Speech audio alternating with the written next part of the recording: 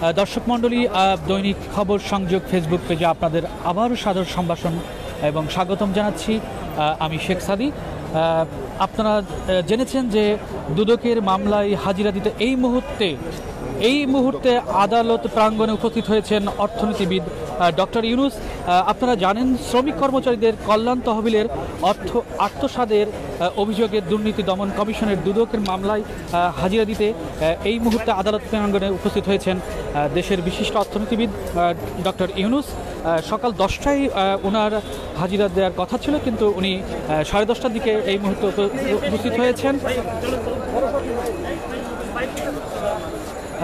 ঢাকার বিশেষ জজ আদালত 4-এর বিচারক সৈয়দ আরাফাত হোসেনের আদালতে উনি এসেছেন।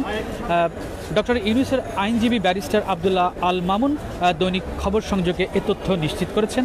আপনারা দেখছেন ডক্টর ইউনুস এই মুহূর্তে সাধারণ মানুষের সাথে সালাম বিনিময় করছেন।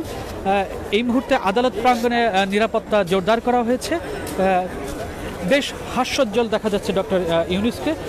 আপনারা জেনে থাকবেন যে শ্রমিক কর্মচারীদের অর্থ আত্মসাতের অভিযোগে ডক্টর ইউনুস যে মামলা করেছিল দুদকের উপপরিচালক গুলশান আনোয়ারা প্রধান বাদী হয়ে গত বছর 30শে মে মামলাটি করেন।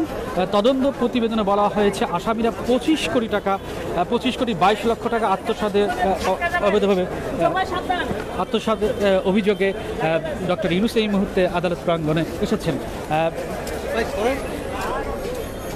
বেশ হাস্যোজ্জ্বল দেখা যাচ্ছে ডক্টর ইউনুসকে।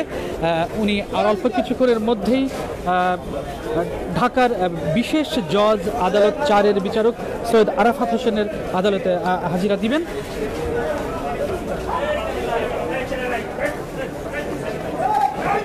এই মুহূর্তে নিরাপত্তা বলয়ের মধ্য দিয়ে ডক্টর ইউনুস আদালত প্রাঙ্গণে উপস্থিত হচ্ছেন।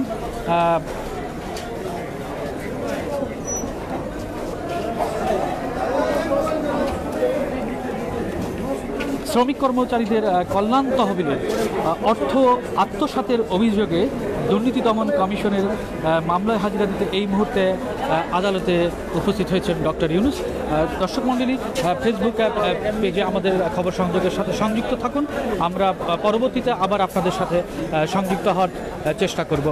ধন্যবাদ।